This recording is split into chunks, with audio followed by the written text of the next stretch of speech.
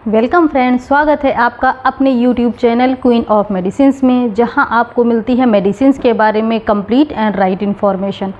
Friends, आज मैं बात करने जा रही हूं आई फ्लू के बारे में, जिसको आप कंजक्टिवाइटिस के भी नाम से जानते हैं या फिर पिंक आई के भी नाम से जानते हैं। आजकल फ्रेंड्स ये पूरे इंडिया में बहुत ही ज़्यादा फैला हुआ है। हर दूसरे इंसान को आपने देखा होगा तो उसको आंखों में कुछ न कुछ प्रॉब्लम ज़रूर लग रही है।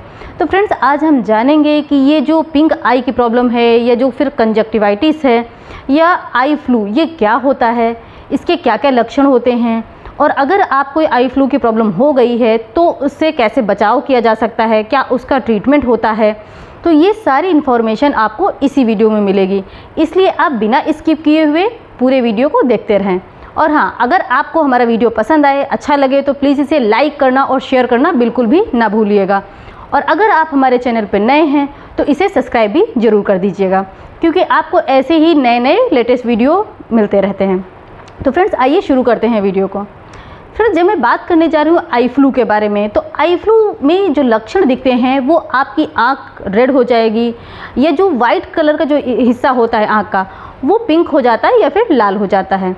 आँखों में स्वेलिंग आ जाती है, पलकों के पास में काफ़ी स्वेलिंग आ जाती है, या फिर कुछ डिस्चार्ज होने लगता है आँखों से, चिपचिपा पदार्थ टाइप से निकलने लगता है, जिससे कि आपकी आंखें चिपकने भी लगती हैं। तो ये इसके कुछ कॉमन लक्षण होते हैं। या फिर आपको तेज़ रोशनी में भी देखने में परेशानी होती है, इरिटेशन टाइप से होने लगती है, आँखों में जलन होगी, खुजली भी हो सकती है। तो ये इसके कुछ सामान्य लक्षण होते हैं। मैं आपको डिटेल में बताऊँगी आसान भाषा में कि इससे कैसे बचाव किया जा सकता है। फ्रेंड, जैसा कि आपको पता है कि आजकल बारिश का मौसम चल रहा है, तो ये जो प्रॉब्लम होती है आई फ्लू की या फिर कंजक्टिवाइटिस की, ये बारिश के मौसम में बहुत ही ज़्यादा फैलता है। क्योंकि बारिश के मौसम में जो अचानक से टेम्परेचर डाउन हो जाता है, जिसकी वजह से वायरस और बैक्टीरिया या फिर एलर्जी ये बहुत ही ज़्यादा बढ़ना शुरू हो जाती है। आप कई बार जो आपने न्यूज़ में भी देखा होगा कि बाढ़ का पानी आने की वजह से लोगों का इतनी ज़्यादा गंदगी हो जाती है, जिसकी वजह से ये प्रॉब्लम और भी ज़्यादा फैल रही है।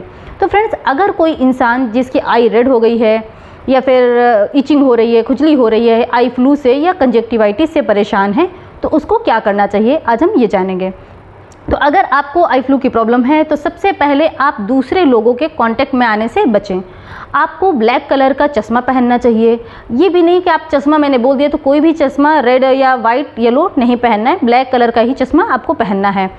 अगर आपकी आँख का कोई भी ऑपरेशन हुआ है तो आप कोई भी मेडिसिन बिना डॉक्टर के सलाह के बिल्कुल भी यूज़ ना करें।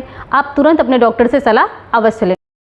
और फ्रेंड्स, जो टॉवल या फिर आप हैंकी जो यूज़ करते हैं उसको भी लगातार आपको वॉश करना है, और किसी के भी साथ अपना टॉवल या फिर हैंकी शेयर नहीं करना है। ना ही आपको अपना हैंकी दूसरे को देना है और ना ही दूसरे का यूज़ करना है, क्योंकि ये टॉवल से भी फैल जाता है। फ्रेंड्स, अगर आप ब्यूटी प्रोडक्ट यूज़ करते हैं, जो आँखों में काजल लगाना है, मस्कारा है, इन चीज़ों को भी आपको ध्यान से रखना है, किसी के साथ बिल्कुल भी शेयर नहीं करना है, और आपको एक्सपायरी भी इसकी चेक करते रहना है। क्योंकि कुछ महिलाएं ऐसे होती हैं जो कि आप ले तो लेते हैं बट काफ़ी लंबे समय तक यूज़ करते रहते हैं, कई बार माइंड से निकल जाता है कि ये एक्सपायर हो गया है या फिर नहीं, तो आप उसकी एक्सपायरी डेट भी ज़रूर चेक कर लें। आप जो टॉवल के बाद में तकिया यूज़ करते हैं आप सोते टाइम, तो क्योंकि आपके आंसू भी निकलना शुरू हो जाते हैं, जो नॉर्मल आंसू निकलते हैं आंखों से, अगर आपको कंजक्टिवाइटिस की प्रॉब्लम है तो नॉर्मल से कुछ ज़्यादा आंसू निकलते हैं। तो अगर आप ऐसे लेटे हैं और आपका आंसू निकल रहा है तो वो पिलो भी इन्फेक्टेड हो जाती है, तो आप तकिए का कवर भी टाइम टाइम पर धुलते रहें। तो ये तो आपको कुछ सावधानियां रखनी है, जिससे कि और लोगों तक भी फैल नहीं सकती है। और हाँ फ्रेंड्स, आप लोगों से कांटेक्ट करने से बिल्कुल भी बचें, आपको मिलना नहीं है, क्योंकि एक से दूसरे को, दूसरे से तीसरे को ऐसे कंटिन्यू लगातार फैलता रहता है। तो आप कोशिश ये करें कि ज़्यादा भीड़ भाड़ वाली जगह पे ना जाएं, आप घर में रहें, चश्मा लगा के रखें। और हाँ, कुछ लोगों का कन्फ्यूजन ये रहता है कि क्या ये देखने से फैलता है, तो फ्रेंड्स ऐसा बिल्कुल भी नहीं है। अगर किसी को कंजक्टिवाइटिस की प्रॉब्लम हुई है, आई फ्लू हुआ है, तो अगर आप उसकी आंखों में देखते हैं तो देखने से ये बिल्कुल भी नहीं फैलता है। अब हम जानेंगे कि कैसे फैलता है फिर। तो फ्रेंड्स, जैसे मैंने अभी बताया कि जो अगर आप इन्फेक्टेड टॉवल यूज़ कर देंगे, या ब्यूटी प्रोडक्ट है, काजल, मस्कारा, ये अगर यूज़ करते हैं तो उससे भी फैलता है।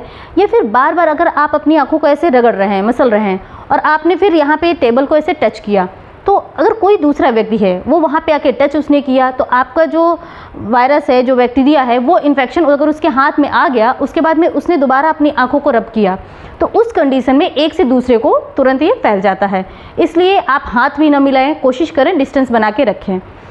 जैसा कि फ्रेंड्स अभी आपने कोविड में ही देखा होगा कि हाथ मिलाने से लोग बच रहे थे और मिलाने के बाद में कोई चीज़ अगर टच करते थे तो फिर मुंह पे नहीं लगाना होता था। अब लेकिन क्या है कि आपको हैंड भी शेक नहीं करना है, हैंड शेक करने के अलावा आपको आंखों को भी बार बार टच नहीं करना है।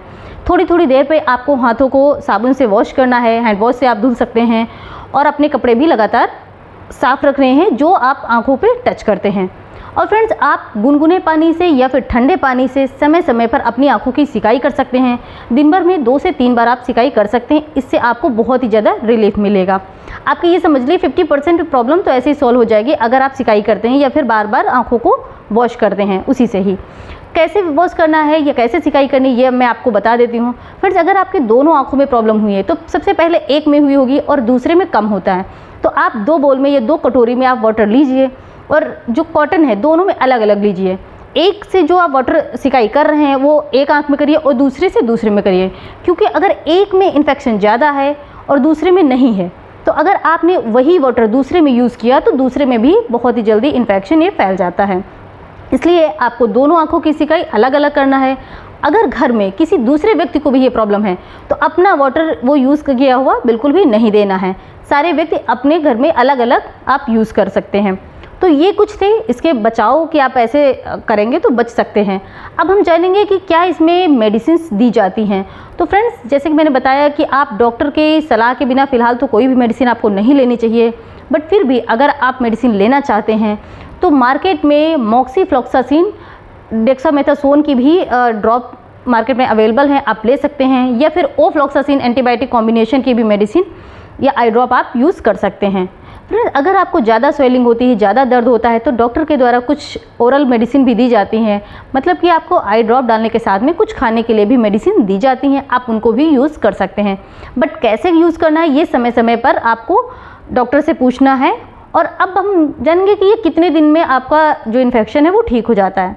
तो अगर आपका स्टार्टिंग हुआ है तो ये 3 दिन से लेकर के लगभग आपको 15 दिन तक भी मेडिसिन लेनी पड़ सकती है।